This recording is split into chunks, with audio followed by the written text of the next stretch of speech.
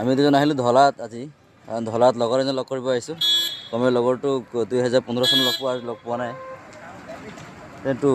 এনে জেগাত ৰখি আছোঁ আহিম বুলি ক'লে কোনটো জেগাত আছে জানো সেইটো আহি পালে সেইটো আহি পাইছে নতুন বাইক লৈছেতো সেইকাৰণে মাতিছিলে আমি আহি পালোঁ লগৰৰ